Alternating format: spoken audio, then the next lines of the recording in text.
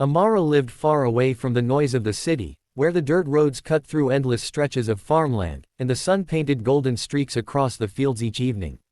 She was the daughter of a farmer, a girl whose days were filled with feeding animals, pulling weeds, and selling baskets of vegetables at the local market.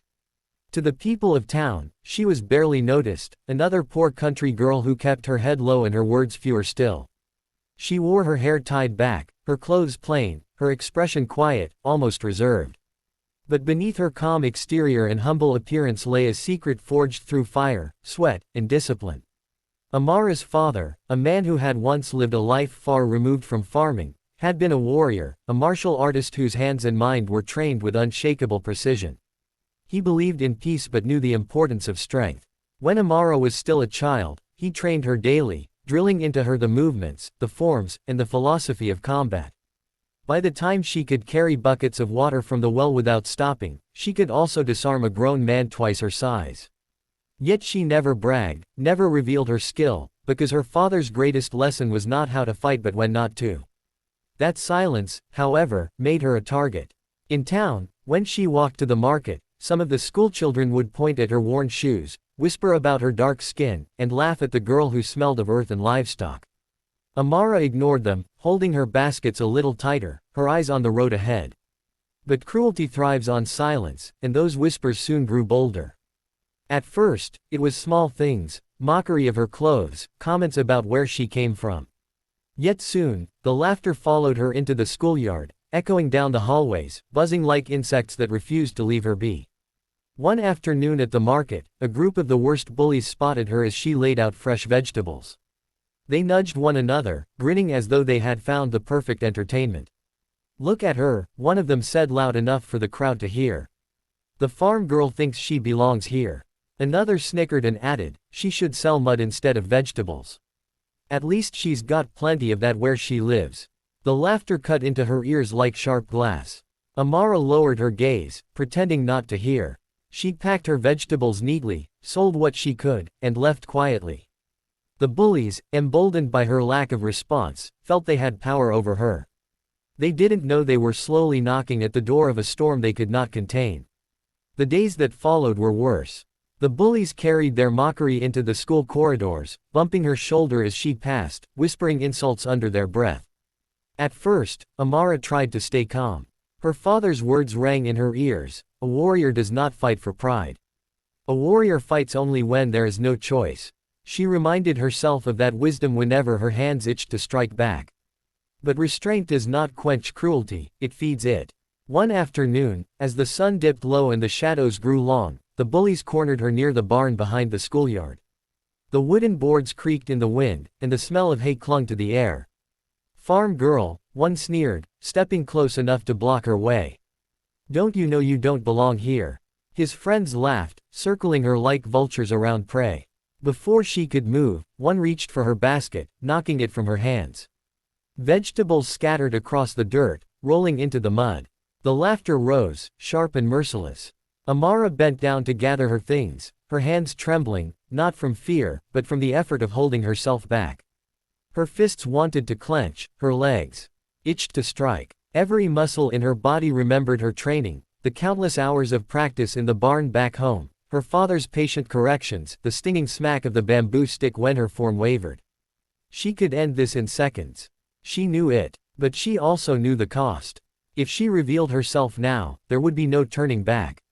So she stayed silent, her face calm, her movements steady.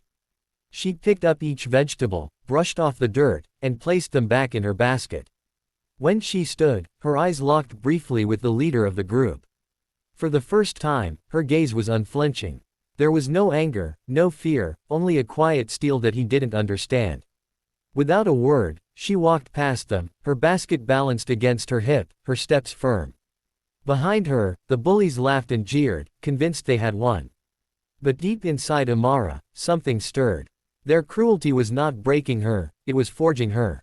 And though she still clung to her father's words, she knew restraint could not last forever. Sooner or later, they would push her too far. And when that moment came, they would discover the truth of the girl they thought was weak. The laughter in the hallways had become a soundtrack to Amara's days. Every time she walked to her locker or sat at a cafeteria table, she felt eyes on her, waiting for her to falter, waiting for the moment they could humiliate her again. Some of the teachers noticed, but they looked the other way. In their minds, farm kids were used to hardship, and maybe a little teasing would toughen her up. What they didn't know was that Amara's toughness had been carved long before these children ever tried to break her. Still, she kept her silence, even when it hurt. Her father's teachings were her anchor. Strength without control is destruction. But each insult chipped away at the calm she wrapped herself in. Each shove or cruel laugh fanned the flames she fought to keep buried. One afternoon, the cruelty became more than she could ignore. In the cafeteria, one of the bullies stretched his leg just as she passed, sending her tray crashing to the ground. Food splattered across the tiles, the clatter echoing louder than any bell. Laughter erupted instantly, bouncing off the walls. Amara stood still, her face calm but her heart pounding. Another bully leaned close, his hand reaching up to tug at her braids. "What's wrong, farm girl? Can't even walk straight." His voice was full of mockery, but his friends laughed harder than the joke deserved, because humiliation was their only goal. Amara's hands trembled, but this time it wasn't restraint that stopped her, it was awareness. She looked around, and for a moment, she realized that she wasn't invisible. Every pair of eyes in that room was on her. If she struck now, she wouldn't just be fighting bullies. She would be exposing herself to everyone. That evening, alone in the barn, she let her anger out in the only way she could. She stood before the wooden dummy her father had built years ago and unleashed a storm of strikes. Her fists pounded into the wood, her legs whipped through the air with the precision of a blade. Each breath came sharp and controlled, a release of the pressure building inside her. Sweat slicked her skin, her braids swung wildly as she spun, ducked, and struck. Splinters flew when her palm slammed into the dummy's chest with enough force to crack it. "They think I'm weak," she whispered, her chest heaving, her eyes burning with determination. "They don't know what waits beneath the surface." Her voice carried the echo of her father's lessons, but there was steel in it now. The farm girl's mask was wearing thin. The next morning, fate decided to test her resolve. As she walked through the hall, one of the bullies swung his arm carelessly, aiming to knock her books from her grasp. Without thinking, Amara's hand shot up and caught his wrist. Her grip was firm, unyielding, stronger than he had expected from a girl so quiet and unassuming. For a second, the laughter froze. The boy's face shifted, confusion flickering across it as he tried to pull away, but her grip didn't budge until she chose to release him. She let go slowly, her gaze steady, unblinking. He stumbled back, his laugh forced, but his eyes betrayed the truth. He had felt something in that grip, a warning he couldn't put into words. The others dismissed it with nervous chuckles, pretending nothing had happened. But Amara knew. That single moment had revealed more than she had meant to. The blade she had kept hidden had shown its edge, and though she had sheathed it again, the time was coming when she would no longer be able to keep it covered. It happened a week later, on the quiet farm road that led home from school. The sun was sinking low, painting the sky in streaks of orange and purple. Amara walked alone, her basket slung over her arm, her steps steady on the dirt road. She heard them before she saw them, the laughter, the careless voices of the bullies. They followed her, their shadows stretching long behind them. "Where you running off to, farm girl?" one called. She didn't answer. Her silence only encouraged them. They quickened their pace until they caught up, surrounding her. The road was empty, no one would come to stop them. The leader stepped close, his grin wide. "We're just having fun," he sneered, before shoving her shoulder. She stumbled but didn't fall.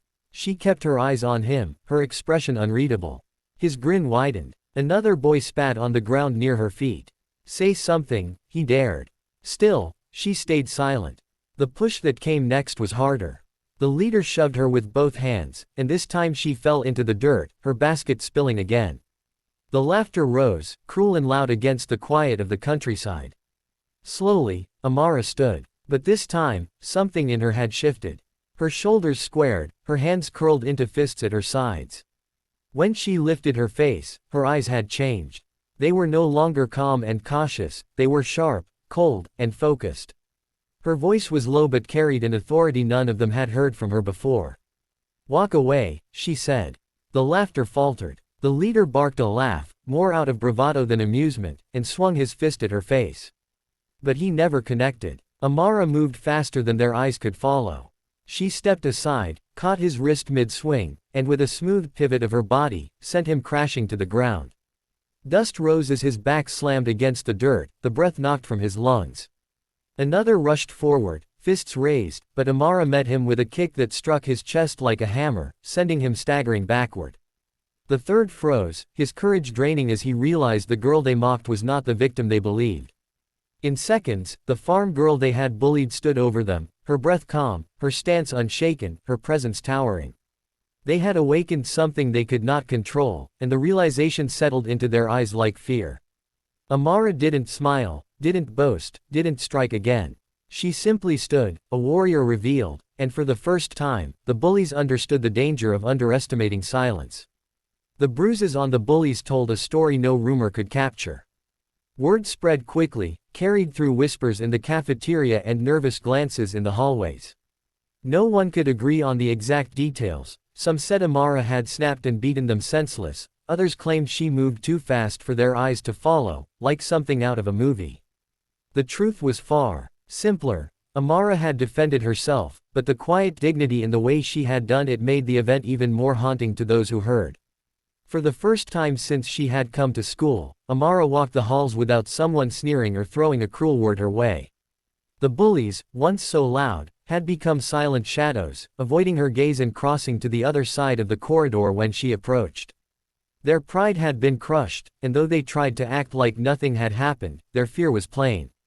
Yet Amara didn't gloat. She didn't walk taller, didn't wear a victorious smirk. She moved with the same quiet grace she always had, her books held against her chest, her braids swinging lightly down her back.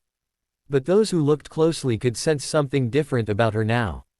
There was a stillness in her presence, the kind of stillness that comes from strength so sure of itself it no longer needs to be shown. Deep inside, Amara felt conflicted. Part of her was relieved that the torment had stopped, that the voices that had once tried to strip her down to nothing were now silenced. But another part of her carried a heavy sadness. She remembered the strike that knocked the wind out of the boy's chest, the thud of another body hitting the ground, the fear in their eyes when they realized what she was. Violence had never been what she wanted, and though her father had taught her how to fight, he had always warned her about the weight it carried. She sat in the barn one evening, her hands folded in her lap as she looked at the wooden dummy she had trained on for so many years. The cracks and splinters on its surface reminded her of the blows she had delivered not long ago, blows that had left bruises on real people. Her father's words echoed, "Respect is born when truth is revealed, but respect through fear is a heavy crown to wear."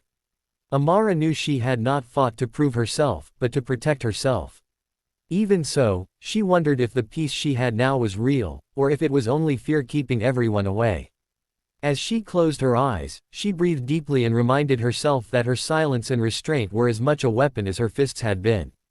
The truth had been revealed, yes, but she had to decide what to do with that truth moving forward. Months passed, and the seasons shifted. The farm fields grew green again, and Amara's days returned to their rhythm of early mornings and long evenings.